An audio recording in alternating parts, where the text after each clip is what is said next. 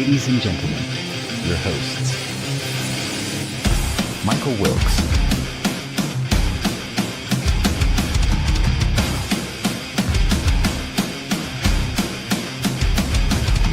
Angel Ortiz,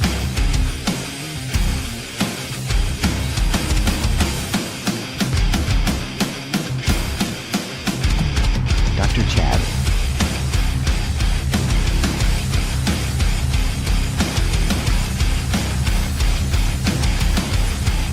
and Sam La Cavera.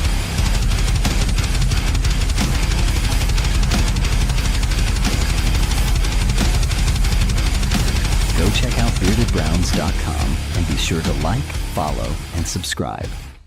Enjoy the show. Good morning, everybody, and welcome to the Browns Morning Brew. We got the host, Sam. What is up, Sam? How you doing? Good? Cool. Gary, how are you doing? What's going on, guys? What's happening, y'all? What's going on? Today, guys, we're going to get into it, man. Today. We got the Patriots preview, Browns versus Patriots tomorrow, and we're going to go over some notes that we got here to show how we could actually win this game. We could pull this off tomorrow. So it's going to be a big deal. Maybe have the Browns 3 wins. Looking forward to that. Yeah, it's going to be a good game tomorrow. I hope. We got to obviously do certain things to make a win happen against a team that's actually doing pretty well right now. But first thing is put Shador in. Put Shador in. Yeah, that's a possibility depending on the outcome of tomorrow. But, ladies and gentlemen, we're going to get right into it. We got the injuries starting off with this game. We're going to get into something else shortly, Gary. See, oh, damn. Sam froze. Injuries. We got defensive tackle Aiden Huntington, concussion is questionable. He had limited practice yesterday. Tight end David Njoku out with the knee. Limited practice yesterday, questionable as well. Safety Quinshon Judkins, his wrist and back, he had limited practice yesterday. And Jerry Jeudy with a knee injury had limited practice yesterday. Both of them guys are supposed to be showing up. Cool. My phone is on Do Not Disturb, but it still rings apparently. So we're off to a good start today, ladies and gentlemen. The Patriots injuries. Safety Kyle Duggar, knee, he is out. He's supposed to be a pretty dominant guy on the defensive side of the ball for them. And the biggest concern is wide receiver Stephon Diggs is returning from his chest injury.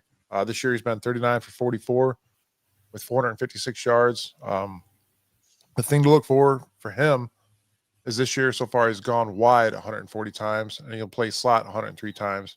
So watch for movement on the defensive side of the ball to see where he's going and keep that guy contained. I think that'll be what needs to be done to block their best wide receiver with their quarterback is actually having pretty good games, but not against a defense like ours. So that's going to be interesting to watch. You know, it's just this isn't actually on our list here, but as you were going over this, kind of thinking about some of the news that's been happening this week. You know, I remember there was a day where, you know, in the NFL, they would have these injury lists, but for competitive advantages, these NFL coaches really wanted to kind of keep some of this stuff under wraps.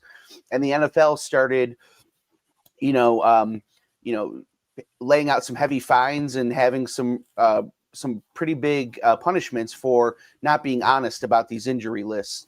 And I'm just kind of curious if some of these other sports leagues out there are going to start maybe looking at how the NFL does this, you know, considering some of the stuff that maybe it's going on with the NBA right now. Just kind of like looking at this, I'm sure that the Browns don't necessarily want the Patriots to know that David Njoku is, limited in practice and that, he may or may not be a game time decision.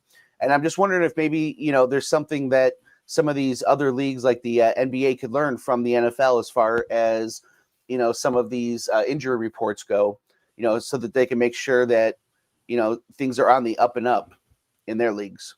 Like an advantage to see what, Well, I get what you're saying. Yeah. Because when you look at some of those, you look at, so the big news that's been happening. I know this isn't necessarily Browns, like I said, but, the big news that's been happening in the NBA is, the scandal is the prop bets. it's coaches and players letting, bettors know whether or not they're going to be playing those games, whether or not guys are injured before it becomes public news. And a lot of it has to do with the teams not really having to report their injury lists. And the NFL took care of that. Was it like two decades ago? It was like in the 90s or something like that.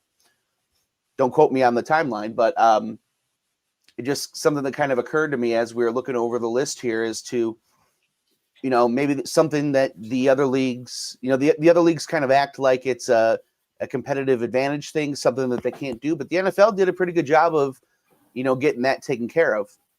Maybe just a lesson that these other leagues can learn from.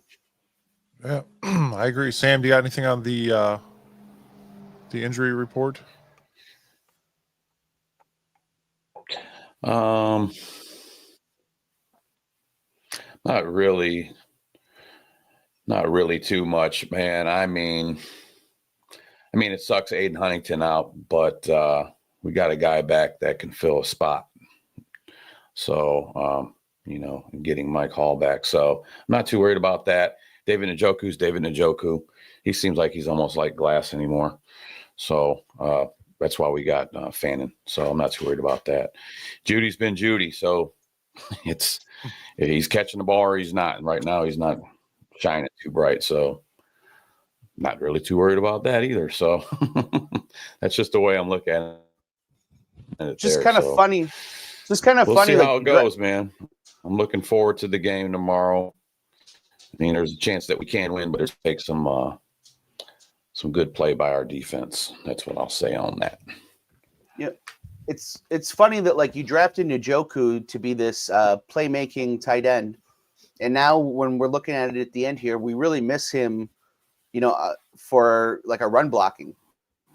And when it comes to playmaking, he's kind of lost his step. He's not as fast, and he never really ended up being that playmaking tight end that we wanted him to be. Whereas, with Fannin, that's where he's missing right now is really those blocking schemes. That's where we miss Njoku. Fannin's actually better at blocking, not as of right now, but in college he was more of a blocking tight end. So that's what we're looking for is that guy that can chip block and then get out and make a play happen. Njoku very rarely does that. Yeah, he hasn't done it in the league yet, so I'm looking forward to that happening here. And kind of wondering too, there's been rumors out there that Njoku may have played his last game at Cleveland Stadium.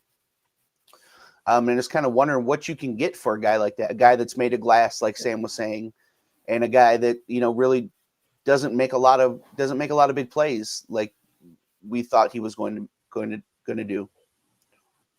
And when he does make a big play, it's like this highly contested pass, and then he'll drop ones that are right at the numbers, and that's what is kind of aggravating us as Cleveland fans. But yeah, we're going to get into the offensive strategy today. This is brought to you by Doug White Allstate Insurance Agency. If you guys need anything at all, insurance-wise, home, boat, car, anything at all, give Doug White Allstate Insurance Agency a call. He will take care of you. Guys, the question is could this be Dillon's breakout game where he makes or breaks his team?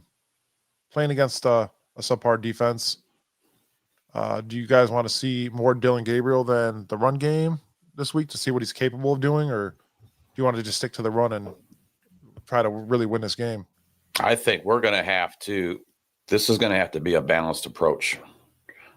Their rush defense is ranked second in the NFL right now. They're only allowing 77 rush yards per game.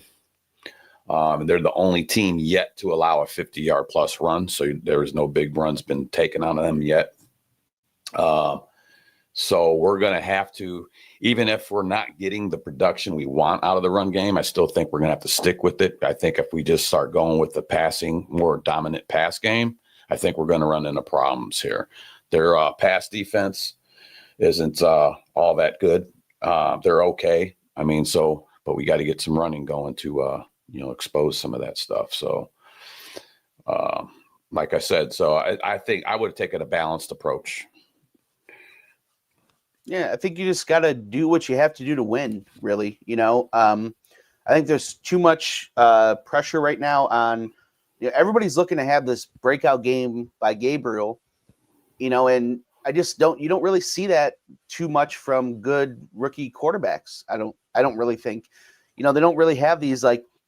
I just don't really remember seeing breakout games from these guys. You think of like even going back to like a Tom Brady. When Tom Brady took over for Drew Brees, he was a game manager. He didn't become a prolific passer till many years in his career. I think the first thing that you got to get from these guys is learn how to win. He doesn't look like he makes. I've heard a lot of talk about him looking like he doesn't make NFL throws. Well, he's looked pretty efficient. He doesn't give the ball to the defense. Not every throw is perfect, but he's done what the Browns have needed him to do on that offense for the most part. And if you take a look at, like, for example, Flacco, the difference between Flacco with the Browns offense and the Bengals defense, what's the difference? Well, the difference is the weapons that Flacco has to throw to down in Cincinnati. He doesn't have those weapons here. So to ask this third-round rookie who you say doesn't have an arm to have a breakout game with this offense, I think is unreasonable. And so, I want to see him take care of the ball and just manage the offense. Don't turn the ball over. I agree with that. I I think it's going to be a little bit harder, more difficult for him because of the offensive line issues that we're having. So you have to take that into consideration as well. But also, these receivers not catching the ball. It looks bad on him. I would like to see him, get the ball downfield. It'd be nice to see that. I don't think it's going to happen. Like, I think Kevin Stefanski is playing the ball very conservative, trying to waste clock, which is good. But at the same time, you have to figure out, is this guy going to be the guy? Is Dillon Gabriel what you anticipated him to be for your team? When you're dropping back and play action is Dillon Gabriel's thing, and you only do it 5 times in the last game, something is wrong. I mean, you can only try so much with a kid before you could notice a dramatic failure, pretty much. But you only play action last game because you had 40-mile-an-hour winds and it was pouring. Well, not the game before that, the Vikings game. But then again, in that game too, then he was so pass heavy, and that one too. So there wasn't even a threat to run the ball. So you can't play action if you're not going to be running the ball at all. You need to have a balanced offense if you're going to play action. Well, and that's the thing right now. Like, run plays wise, we are 35.2% chance to run the ball. Pass plays is 64.8%. And it's not far off for the Patriots. They're 38.4 running and 61.6% running or passing. I'm sorry. That's what I think is going to have to change if we want to try to beat these Patriots this game. That more balanced offense is going to have to occur. And I wouldn't abandon the run if it's not working out right away. Don't abandon the run. You got to keep trying to plug away.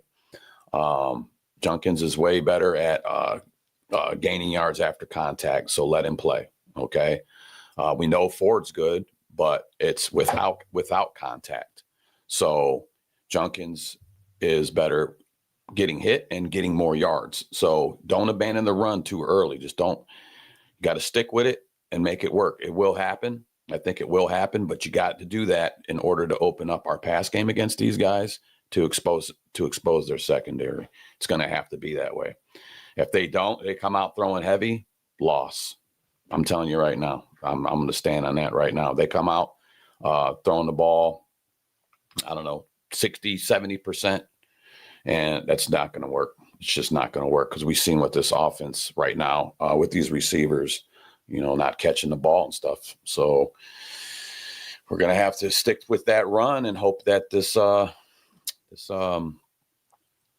we can get past to expose their pass defense. We're going to have to run the ball. Don't abandon the run is all I'm saying.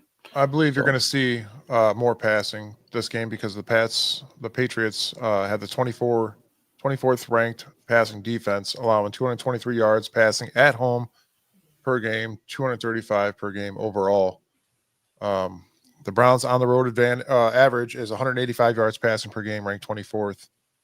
So there's that like, come on, the Pats will give it to you, but are you willing to take that risk in passing to get it? With their 24th ranked defense on passing, I think we'll be able to pass the ball a little bit more. Hopefully these receivers are able to get some distance away from the backs and make some big plays happen. That'd be nice to see. I would like to see, again, Dillon Gabriel do well tomorrow. He's going to have to get rid of that ball quick. Them guys, I think they're going to be doing a lot of blitz packages. And in order for that to open up at all, he's going to have to be getting rid of – he's going to have to read quick, and he's going to have to get rid of the ball quick. And it's okay, because I know it's been big talk because he's only thrown like 4 balls down plus 20 yards.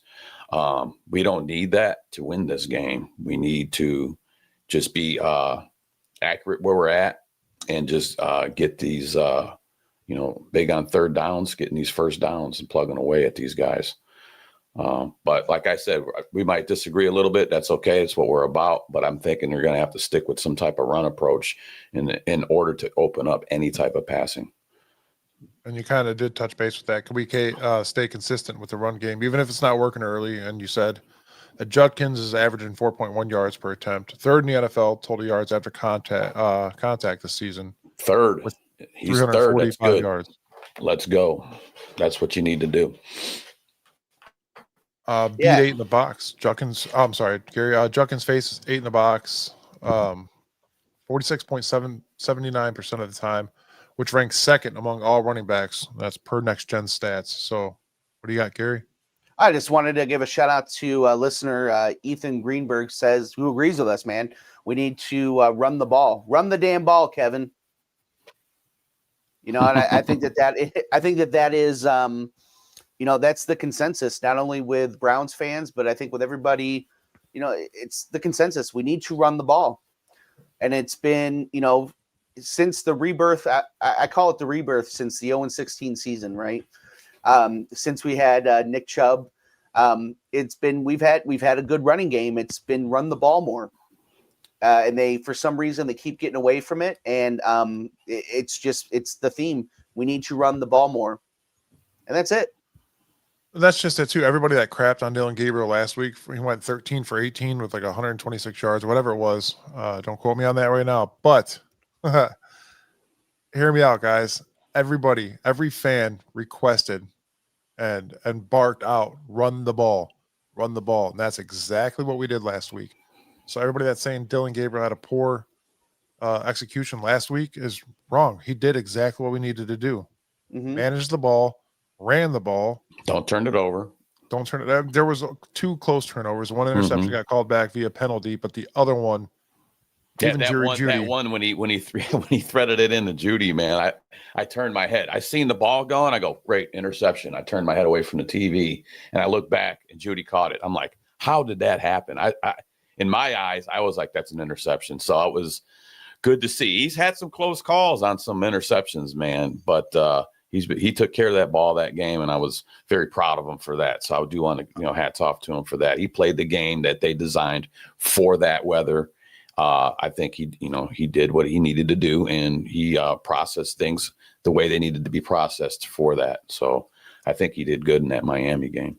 I think Jeudy was even surprised that he caught that ball because he stopped. So and was like, "What? I got the ball! Run!" Right. Yeah, that was awesome. At this point, anybody's surprised when Judy's catching a ball. Right. Facts.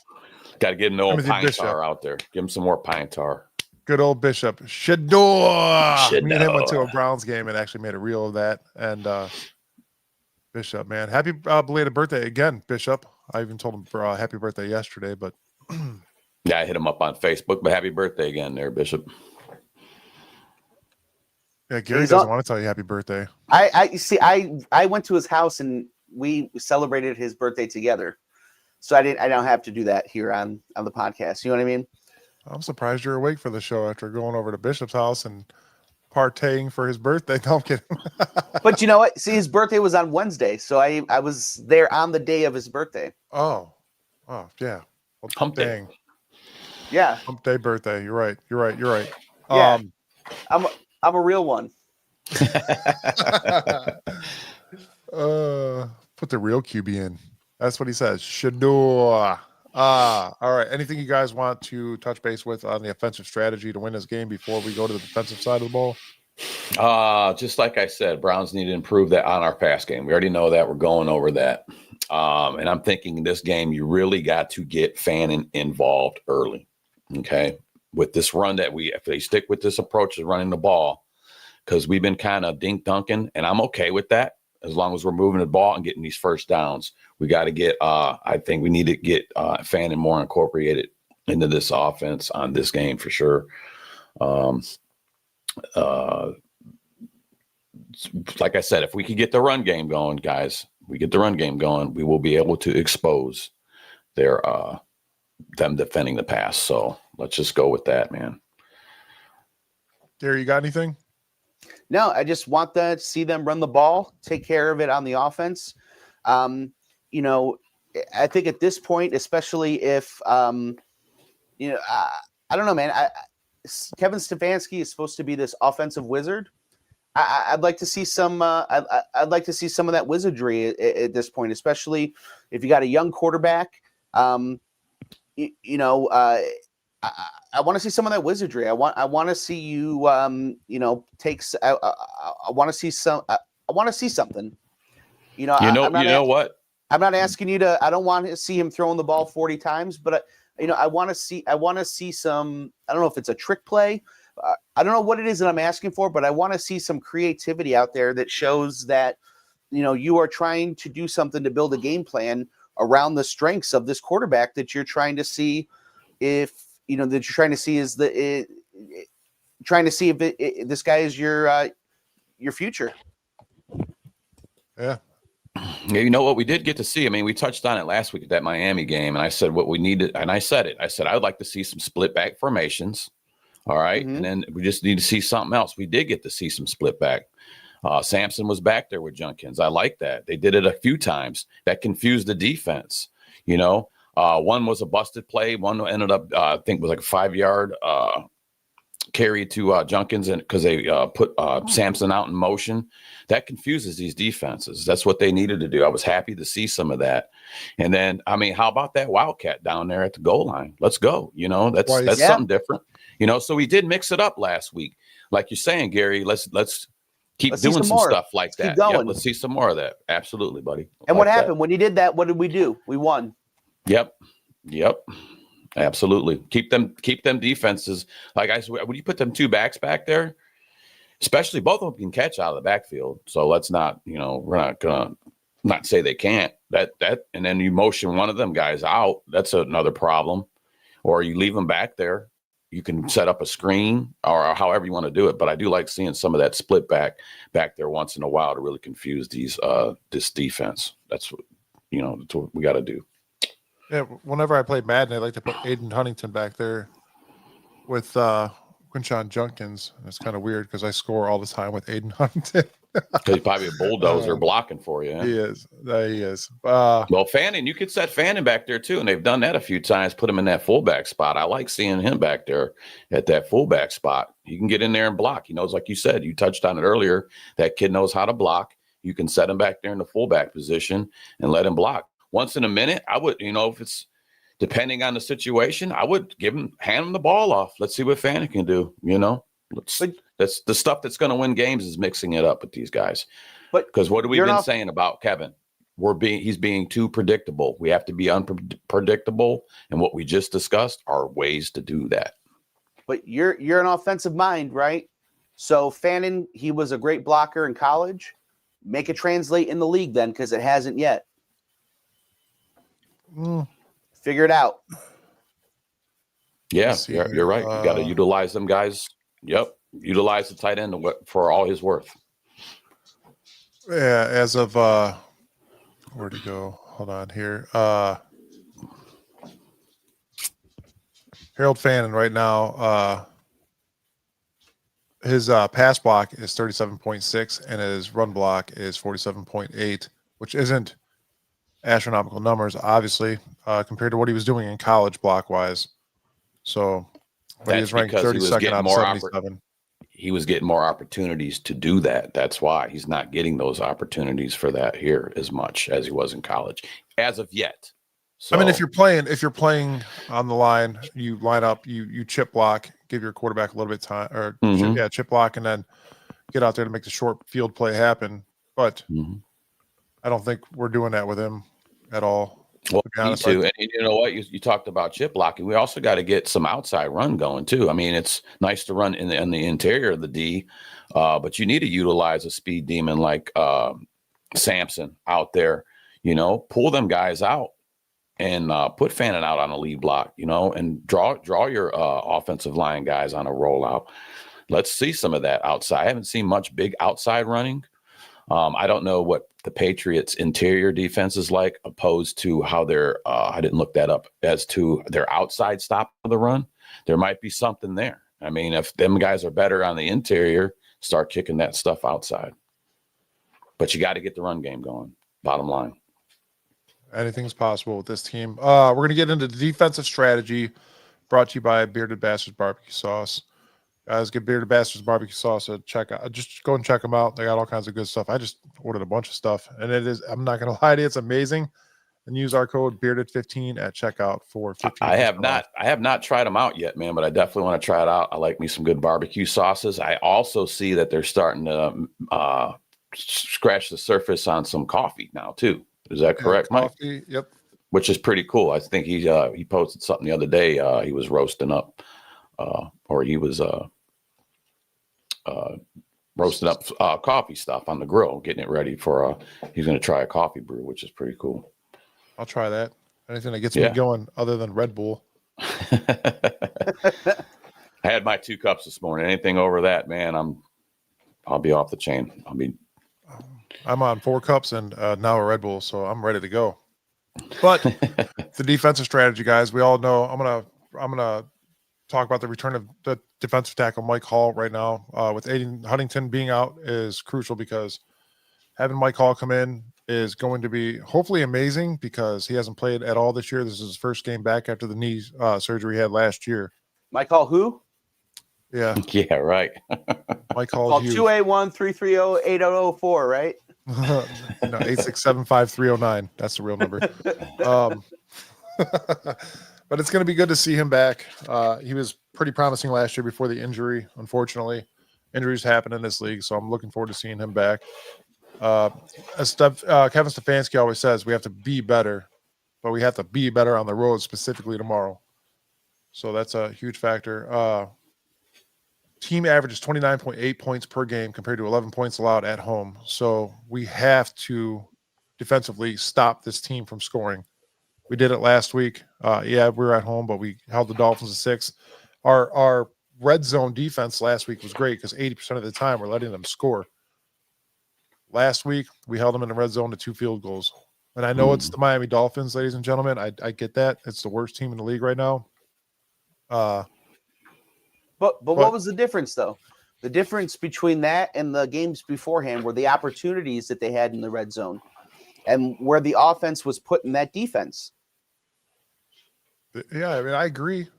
We just have to do exactly what we did last week defensively against the Patriots, which isn't impossible.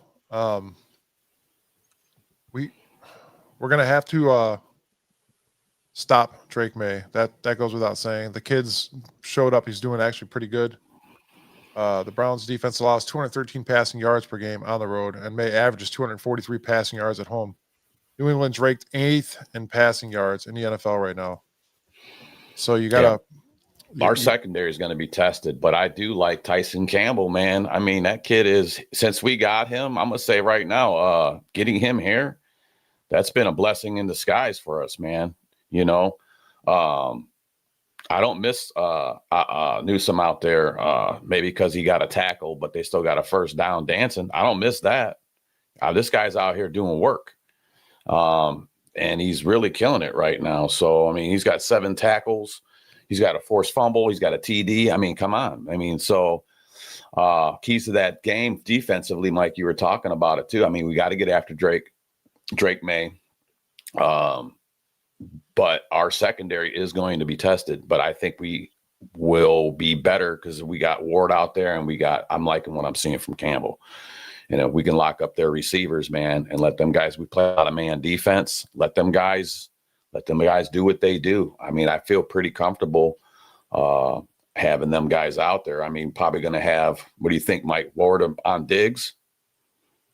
You're going to have to, yeah. And then their other wide receiver, Quinshon Judkins, like they're never too big target. I put Campbell on him. I see Campbell being on him, you know. He's going to have a booty game tomorrow. Yeah, I'm hoping they have a booty game tomorrow. So, but I mean, that secondary is going to be tested big time. You know, and if we can contain their run, they're not really great at the run. Okay, they're not. But if we can contain that run and make them one-dimensional, because they do like throwing the ball a lot, he will make mistakes. He has been picked off this season. So all we got to do is, you know, put the pressure on him. And like any other quarterback, if he's rushing into pass, he's going to make mistakes. We can come up with some interceptions in this game. Gary, do you want to go over that highlighted part real quick? Oh yeah, I mean, I just basically you have to have a strong pass rush. You know, rush it up the middle. Those guards are weak on the offensive line there for New England. You know, so really, it's going to be the return of Mike Hall. Really, it's going to be how deep you can go there. It's going to be how you move Myles Garrett. You know, moving him off that edge and bringing him up the middle. It's going to be whether or not you're going to be blitzing like you did last week. You know, we were pretty uncharacteristic with how we blitzed last week. I think that was a big thing on the defense. Not only were we blitzing, but we were disguising those blitzes. It reminded me a lot of, how the Ravens play us a lot of times. Where they come up, they disguise those blitzes. You don't know where they're coming from. We're going to have to do a lot of that, I think, against New England in order to, in order to stop them. We're going to have to, not be predictable and really take advantage of their weaknesses. And if we do that, I think we got a shot. Go ahead, Gary. I'm sorry. No, just that's what we're going to have to do. And Myles Garrett, there's a different. Myles Garrett is going to get his every week. And Myles Garrett can get a sack or two every game and still not really have that much of a impact on the game, right? But I think once you start doing these other things, you start disguising your blitzes, you start really being unpredictable. Myles Garrett can have a lot of different other types of impacts on the game than just sacking the quarterback. Because then you have to stop. If you are double teaming him or triple teaming him, that's when you can take advantage of those things. Is when you're when you're playing a blitz package. That's when you pull up. Come on, let's hats off to Grant Delpit last week. Pull him up there. If Myles is getting double teamed, triple team. That's when you want to. You're talking about disguising. That's when you want to creep. That's when you want to creep up Delpit, man. And we can get after that quarterback. Like I said, we get after him, he's going to make mistakes. Their running back, Ramondre Stevenson.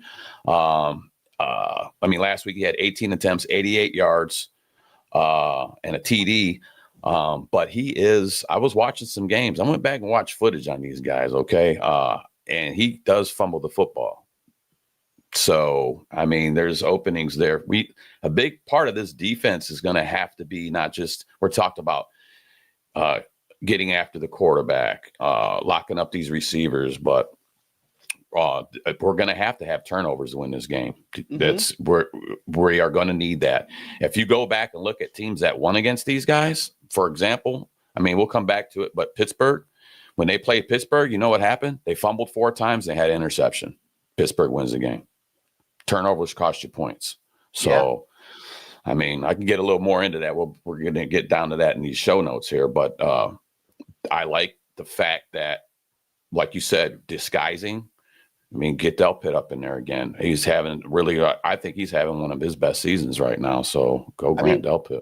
I don't remember who it was last week, but there was a disguised blitz last week, and we had a sack taken away by a false start. But it was by the time they dropped by the second step, our defense was. Oh yeah, I know what you're talking about. Do you know what I'm talking about? On that play, have knocked him out of the game if they hadn't called that play dead. Yeah, we did. We had it. We had him hands on him. Like we were ready to take him down, and the whistle blew, so we didn't. Yeah, I agree. But that's what you have to do. You can't just. We got to quit just rushing 4. If they're gonna, like I said, if you're double, like you're saying, Sam, if you're double and triple teaming Myles Garrett, you need to start sending guys from the other end and take advantage of that. Mm-hmm. You know, I understand that you're taking somebody out of coverage, but they're not going to have time to throw if you have somebody that's blitzing down their throat. You got to blitz it down their throat. Yeah. Yep. You got somebody that can have a free wheel at it. Just go full speed. I mean, set him over there where Myles is at, but disguise it. Bring him up, creep him back, and then let him go back in. That way, when if he's getting that double team, you already got 2 guys. You ain't got to worry about getting around. Myles is going to handle it. And let Myles disguise it more. Get in on him. Let that guy, when that blitz is coming, Myles knows that. He can play the pawn at that point, and then let the other guy get up in there. I'm all for that. And then you know what? Then they stop double, triple teaming Myles, and then Myles gets his. Mm-hmm. And if they don't, turning the tides. That's how you turn tides on that. And if they don't, then everybody else gets theirs. So there's things that we can do here. Mm-hmm. Well, I want to touch too real quick too is another portion of this game is going to have to be special teams. Our special teams. We got to pin them deep. You got to can't let these guys coming out there getting out on 40, 45. Can't be none of that. The special teams are going to have to play really clean here. These are going to be 2 good defenses going at each other. So, I mean, I think our kicker is going to be getting a lot of kicks thrown his way. So I'm just hoping that he's carrying over how he's been picking up this season, how Smith has been picking up getting his field goal opportunities in and making them. So that's going to be a big part. I think we're going to see quite a few field goals from him in this game. That's my opinion on that because of these defenses. So. Another thing I want to bring up about the defense is everybody's saying that Mason Graham's kind of a bust already, which is completely crazy. Like Gary was saying, there's more than just sacks. You're a defensive lineman, a tackle. You're going to have pressures. Pressures are, we said it a million times on the show, pressures are almost just as important as a sack. You pressure the ball and bad things happen sometimes. What I want to see is a lot from Carson Schlesinger this week, which we have week in and week out. That kid's amazing. Yes. I think he's got good eyes. He could see where the ball is going. He reads the offense pretty well.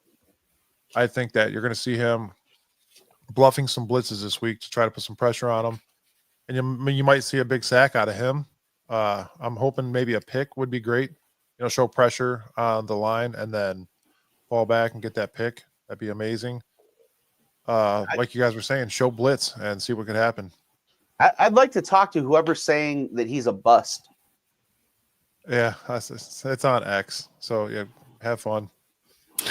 I mean, yeah, there's a lot of stuff that gets said on there. I don't even go on that website anymore because all of the stuff that's said on there is such garbage.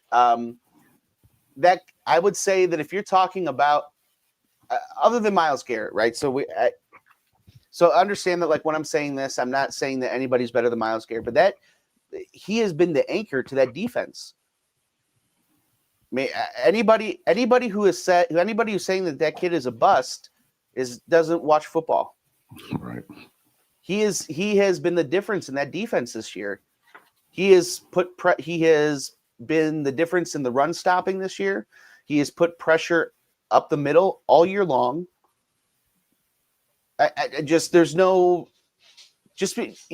Defensive tackles don't put up stats.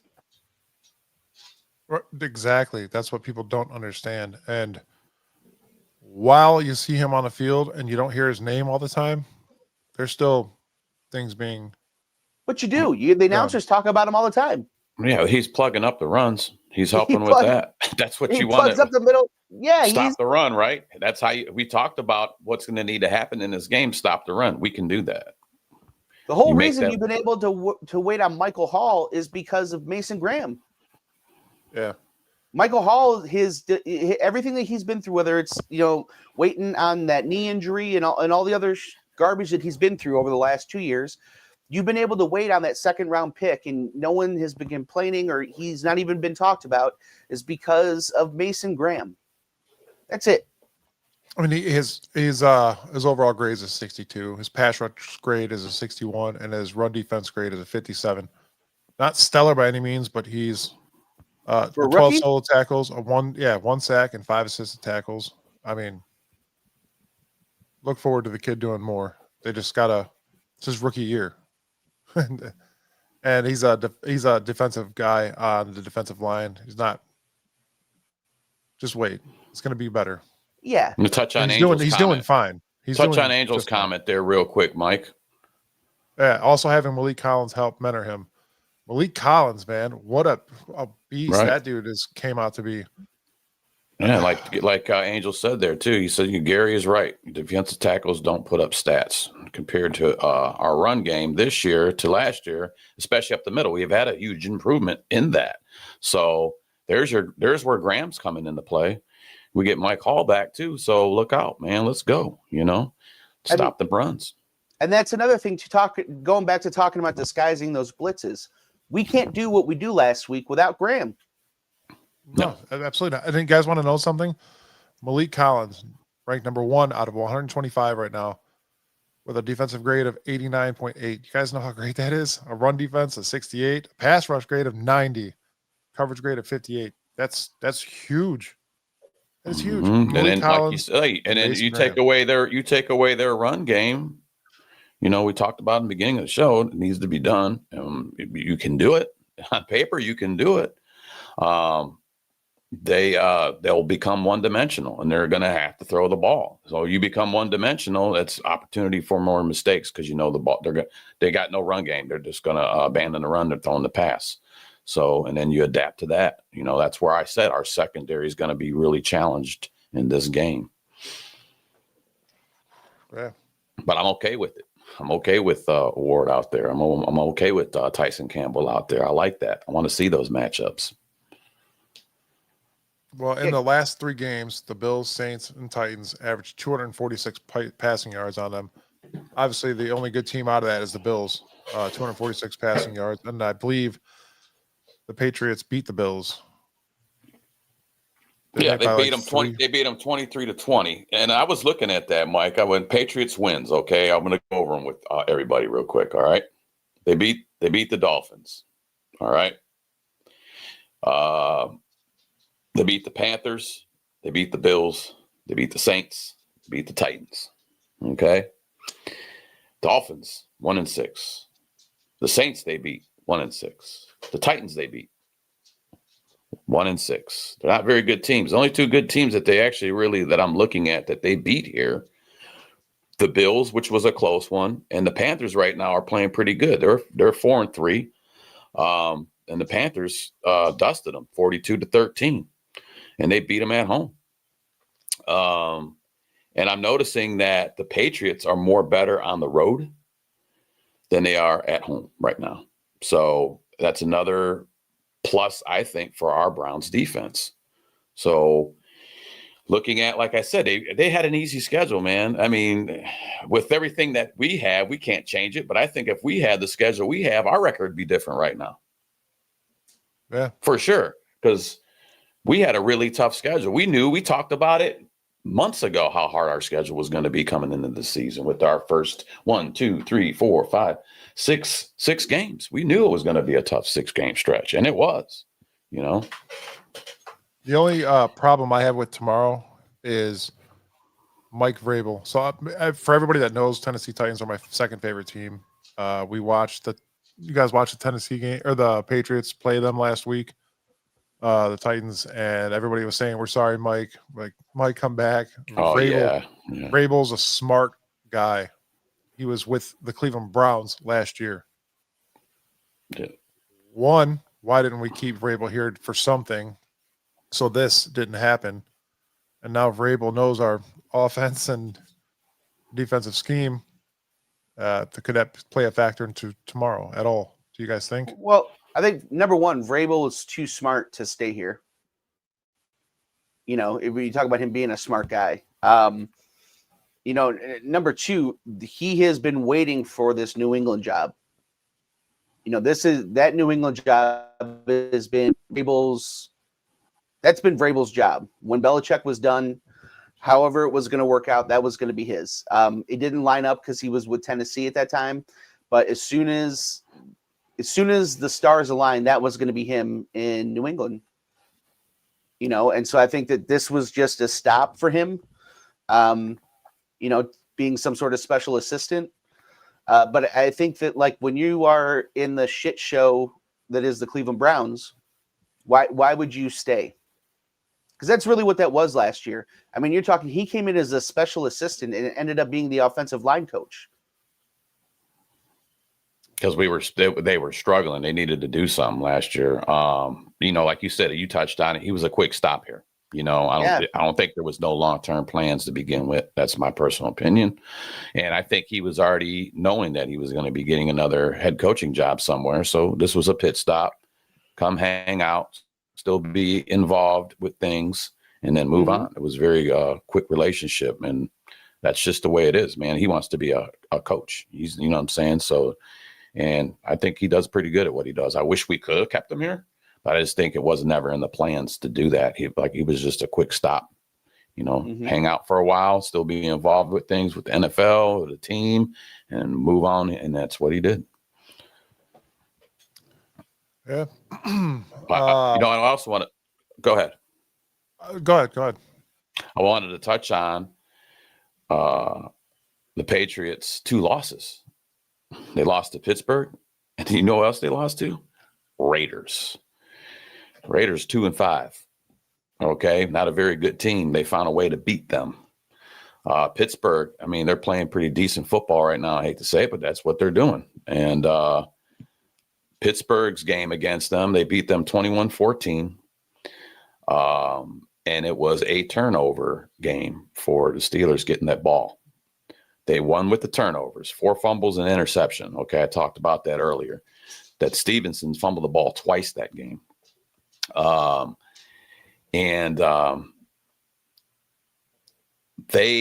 Steelers were able to run on them, and it opened up their play action game, which helped them to that victory. When the game I watched it, and so like we're saying, we need to get our run game going so we can do play actions and we can do other types of things. That's how Pittsburgh beat them guys, hands down. It was a turnover game, and they were able to get a running game going. Things that we talked about, what we need to do. The Raiders game, Geno Smith simply exposed their secondary because he can get rid of the ball fast. He has a good line over there, and he was getting rid of that ball. The offensive line held up that game. Geno was only sacked once because these guys can get after it. They sacked Cam Ward last week. I think it was 5 times he got sacked last week. Okay. So Geno was able to get rid of that ball quick. The Raiders beat him 20-13. Their running game wasn't a big factor, but they never abandoned it, and it was effective. So if looking at what I looked at, you know how they get beat when you get a little bit of a running game going, and then you can expose their secondary. It proof's in the pudding. Pittsburgh did it. Raiders did it. So let's go. Man, that was Sam's Corner. I like it. Little Sam's Corner shout out, man. I mean, I want these guys to win. I mean, I want them to win every game. I want them to win every time, every game. But, these are things that have to happen. These things happen, you win the game. I guarantee it right now. We can go back and review it next show, and we'll see what they did or didn't do to get this win or a loss. Very simple. Like to see more turnovers. We were +4 last week, which is great. We're not used to seeing that. The 1 fumble and the 3 picks, 1 turned into a pick 6. That was amazing. We haven't been able to really do that much this year at all. So to see that, and hopefully to see that again this week, would be. Yeah, another guy too we got to watch out over here. We're talking about Diggs. We're talking about Booty, but their tight end, Hunter Henry, ain't no joke, especially in the red zone. I was watching him, and that's another guy we're going to have to watch out for in this game. I mean, everybody's a weapon. Everybody's there for a reason. They're all in the NFL. They're all players. But that's another – their tight end, Hunter Henry, stood out to me. And so we're going to have to key in on that guy. Like I said, our secondary and our linebackers, secondary is going to be tested. They're going to be tested. And I feel way more confident now with the addition of Tyson Campbell with preventing some of that. And we got Ward. We already got the Warden out there, so lock them up. Something I wanted to bring up real quick before we get into our score prediction. Gary Lee actually brought this up earlier. Obviously, the ghost of Bill Belichick game. No, Bill Belichick's not dead, everybody. He's still very well and alive. But has Belichick ever left a place on good terms? Ever? I don't think so. But we have his record for both teams when he was with the Cleveland Browns, when he was with the Patriots as well. And I want to bring it up because obviously there's a dramatic difference. But what he became to what he was here is completely different. As the head coach of the Cleveland Browns, he was 36-44 in a regular season with one playoff appearance in 94. Coached 5 seasons from 91 to 95, 36 wins and 44 losses. Postseason, 1 win, 1 loss. Led a team to a winning playoff appearance, which is, it's man. Anything you guys want to touch base with on that? Right before, we lost the Browns? I think that playoff appearance, I think we ended up beating. We beat the Steelers. Was it the Steelers? I thought it was the Patriots. I thought it was the Patriots. I thought we beat the Steelers. Maybe we lost to the Steelers. I know we played the Steelers somewhere in there. Yeah, I thought we ended up beating Patriots. I could be wrong on that too. I thought 94. That was the year I graduated, so I was making fun of my age. It seemed like we were headed towards the playoffs that year after that, and until 30 years ago this year they announced that we were headed to Baltimore. So we beat the New England Patriots that game. Okay. Man, you know what? That year, and I didn't know. Nobody knew yet that they were going to be moving out of town. And I was at old Sam Goody record store at a mall out here in Elyria. Okay, when the malls used to be a mall, I used to go in there, check out your music, put headphones on, check music out. I ran into Carl Banks at the record store, and I got to talk with Carl a little bit. They wished him on it. The season had not started yet. Wished him for a good season and coming up, but. Carl Banks or Chip Banks? I think it was Carl. But got to talk with them, and lo and behold, he might have already knew that they were going to be moving, but I wished him for a good season. So little piece that stuck with me was I got to, meet him, and then that was the year they ended up after that season, they were gone. Yeah, I mean, I was a student at Charles F. Brush High School, and they shut down, all the normal assignments got shut down, and we were writing letters to the NFL in English class. Don't take them away. Yeah, it was. Don't do it, man. It took over everything. We're just kind of thinking about it though. Belichick, for as great as he is, with the exception, I think maybe of the Giants, he's never really left a place on good terms. You think of the 6 Super Bowls he won in New England. All the good that he did there, and things are weird there between him and New England. When he left here, I mean, people hated him here. People hated Bill Belichick here. I don't think it was a long time ago, 30 years ago. So there may not be a lot of folks around now that remember it. But when Bill Belichick was here, it's not like we thought we were losing the greatest coach of all time. People hated him when he left here.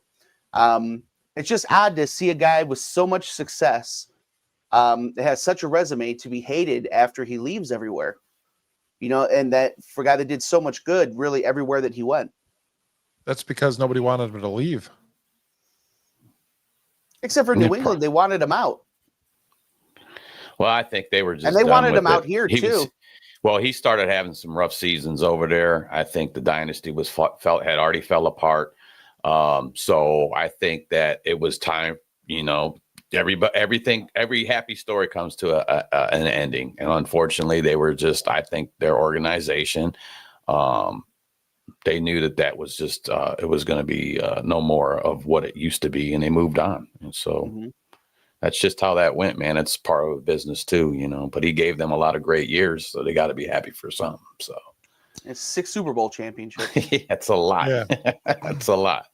And like any typical thing, anybody we ever have here, they go somewhere else and they coach their asses off, and they're part of a winning franchise. They're part of a winning team. Well, you know. even the guy, even the the prodigal son here that he got rid of went to Dallas and won a Super Bowl without us. Well, you got Cower was here. I mean, you can go on and on. I Yeah. mean, we look at all these different guys that came through here, and they were Think successful. of one other person. Alabama. Matthew McConaughey. No, No, that's Saban. Texas. Oh, that's Texas. Yes. Nick Saban was also on the Cleveland Browns Oh yeah, Nick with Saban. Bill Belichick. Come on, like you had Right. the dynamic duo of coaches, like Right. it just fell apart. And speaking of which, of that prodigal son, just want to give him a shout out and prayers up for Bernie, man. He's he's always putting positive stuff out there. I know he's still looking for a liver. So, from Bearded Browns out to Bernie, man, we're just sending prayers out to you, hoping you can get that liver, man. Absolutely. Bernie, what a humble guy. I had a chance. We had a chance. Me, Mike, Mike Angel and I got a chance to meet him. And what a humble guy. And I did not know at the time that he was looking for a liver transplant. I did not know, but he made time to talk to us. Totally humble. He's seen us, which was really cool. Gave me goosebumps. Hey, I've seen you guys. Bearded Browns. I'm like, wow, this is pretty cool, dude. Like, loving me some I'm Bearded like Browns. I'm looking at these guys, trying not to cheese too much. I'm like, did you just hear what you just said? He's heard of us, dude. That's awesome, So, and he just took the time with us, and he didn't like rush through nothing. And he just was a great guy to be around. I mean, that was my quarterback growing up. That was my era, I was a little bit too young for sight, but I remember some of them games. But my quarterback was Bernie Kosar, and it was such it was a humbling experience to even meet him and then to see how he is, even with everything he's going through, how he still takes time. His you matter. That's his thing. And you just all around great guy, man. And I'm just so glad I got a chance to meet him. So Bernie, if you are listening, man, we all thoughts and prayers are always with you, man. And your futures, wherever you go takes you, and get you this liver, man. Get you to your liver transplant, buddy. You can see that interview on beardedbrowns.com. It's on the homepage. Sam actually interviewed Bernie himself. So yeah, Angel got the chance to do it too. And I was nervous as shit. I was nervous to see Bernie there, man. I was just like, I didn't plan on talking with them. And Mike but they get done. It was at Brook Park. It was for their Hall of Fame, high school Hall of Fame coming to Brook Park. Look at that. And yep. That's all. You framed it, man. That looks nice, Mike. I like that. Nice. That's what's up. And we were there for they were showing what's going to happen with the future of the high school Hall of Fame coming to Brook Park. That was the big thing. Bob Golick was there. There was some other players there. And Bernie was there, and they got done doing what they were doing, and they come down to talk with the press, and I happened to be standing in line just like everybody else was. And Fox 8 News was behind Bearded Browns, and they tapped me on the shoulder asking who I am. I just told them next. I'm next. You wait your turn there, Fox 8. You just chill out over there. But it was pretty cool. We got a chance to talk to Bernie. And that's after Mike. I was getting back to being the nervous part about it was when Bernie came down, Mike just pretty much handed me a microphone. He goes, "There's Bernie, go get him." I'm like, I don't have none prepared, nothing, dude. It was like total, like, that's as organic as it can be, and I fumbled on a few little words. I watched it back later. I'm my biggest critic, but it was awesome to see him. And he said my name. Hey, Sam, that was great. Just loving the Bearded Browns. It's one of the first things he said, dude. And I was like, wow, that's awesome, dude. So I actually saw him at the stadium when we were doing the flag thing, and walked up and fist bumped him. It was like, Bearded Browns. I'm like, yeah. Yeah, it's good awesome stuff, man. He remembers us, man. He's a kind soul, man. Hey, man, Bob Golick. Bob, if you're out there, we want you on the show. Bob Golick. That's right. I got questions for you, man. You used to go to the Mentor 7-Eleven. My mom used to take care of you. Used to like watching your butt, man. We got lots of things to talk about, man. Just love watching you jog on 20 and Mentor Avenue, bro. Yeah, Bob. we got stuff to talk about, buddy. We got to meet him a few times, and he is a character, man. So, Bob Golick, if you are out there listening, we tried to get in touch with you. Please respond back. We would love to have you on the show. We want to hear what you got going on, Mr. Saved by the Bell. Come on, get on the show there, Bob. I texted him Wednesday, so looking forward to that. But yeah, Bob. So here's a funny story. We were doing a flag thing, fist bump Bernie. He said Bearded Browns. There was a guy in front of me, so we're walking through to put the flag back up, and here comes Bob Golick walking down because they were celebrating the anniversary of the dog pound. And Bob Golick comes by and he's like, "Hey, what's up, man? Bearded Browns." He's like, "I'm ready." I was like, "Yeah, definitely, dude. I'll definitely give you a call." And the guy in front of me turns around. He's like, "Who the hell are you?" And I'm like, I do a podcast, like a Browns podcast, and we've actually been talking to him. So we're trying to get him on a show. It's kind of funny though how it all worked out because that guy had no idea who I was, and for the two Browns players to actually come up to me and say what's up was awesome. Two legends at that. Yeah, that's awesome. And when you're being recognized like that, man, it's pretty dope, man. It really is. You know, those are guys I grew up watching, which is even more cool. So yeah. 1 second. So today I'm actually wearing Michigan colors, but it's the Navy. My daughter's in the Navy, so I'm wearing this to represent her today. And I'm not wearing Michigan colors on Saturday, just so everybody's aware. But before the show, I was telling these guys that, and I found out that Gary Lee this is his last day on the show. I'm kidding. Gary said he hates Ohio State, guys. So give it to him. Give it to him in the chat. Boo. Let him know what's up. Boo. He does not like Ohio State. He doesn't like Michigan, but he hates Ohio State. I hate Ohio State. You got any ties? Do you have any ties to Michigan? I need to ask.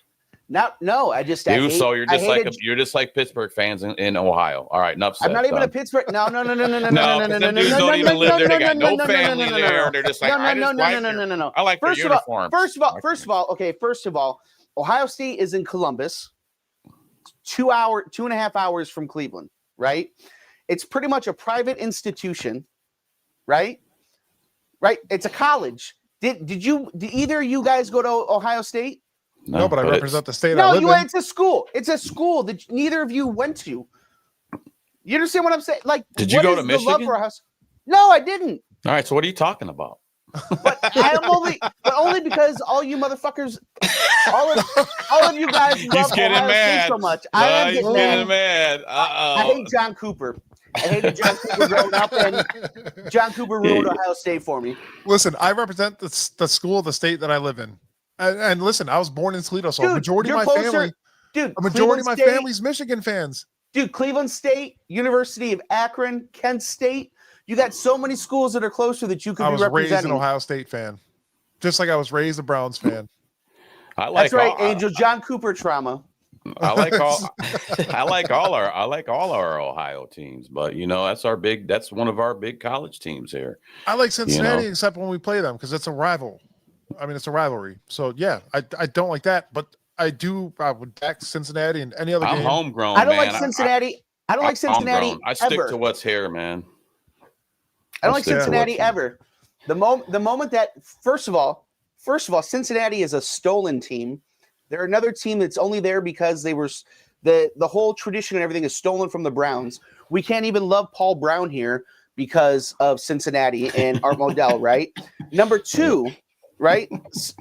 So same thing with Ozzie Newsome. We can't love Ozzie Newsome because of the existence of the Ravens. So like 2 out of the 3 of the greatest Browns in the history we can't love in this city because they belong to other organizations that were stolen from us, right? So those are the 2 things, right? Then we got you're not Cleveland Browns fans. We don't throw things in the stadium. Then you got that thing, right? You don't ever root for Cincinnati. Bottlegate. Yeah, I do. No, not Bottlegate. I'm talking about when I root Sam for Weiss. Cincinnati. I'll tell you when I root for Cincinnati. You want to know when I root for Cincinnati? When they're playing the Steelers. That's when. At that point, I was hoping for a plane to crash in the middle of the field. That solves 2 problems. It sure does. Well, let's do You're that. cracking Let's me up, do. dude. Hey, Gary, you're all right, bro. You're okay. Listen, Thank you. I would like the Ravens and Steelers to play, and then the plane crash there. That's what I would like. Not Cincinnati so much. Oh man. But Cincinnati's part of Kentucky anyway, so yeah, exactly. The Kentucky, we'll call them the Kittens. the Kentucky the Cincinnati Bengals. What's Michigan's like? Their what is it, like their oath or something? If you ain't cheating, you ain't trying or something. Ain't that how it works down there? Whatever too? it is, Or man. up Their weed is legal and cheap. You know what I mean? there? All right, man. Let's get back on. Let's get our track. score. Yeah, our score predictions, guys. Let's get in some score predictions. I don't have one yet, so I will let. We'll start off with Gary. Let's go, Gary. What's your score predictions for tomorrow? Browns 422. The Patriots -9. Aerial assault. Aerial assault, Gary. Yeah. Aerial assault. Go Browns 24. Patriots 21. 21 Browns. Sam? Hey, we were all way off last week too. Sure guys. were. We were way off. I mean, really quick, I said 2017. Mike 17-14, and Gary was 10-7. I did not know the Browns were going to put up 30 some points because we couldn't get past that 17 milestone for games and games and games on end. But I was glad to see the points go up. But 24-17, Patriots. Oh, 17 Patriots. I'm going to go with a little reverse psychology here. I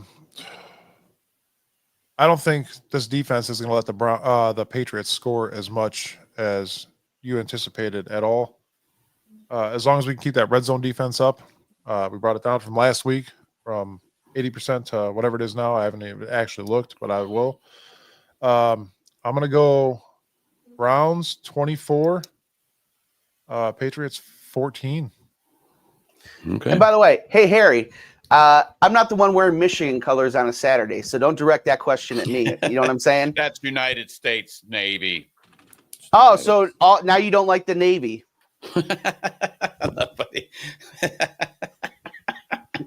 Where'd you find this guy at? Savage Underground. Yeah, there it is. It's good to get laughs out on a Saturday morning. I like it. Good stuff.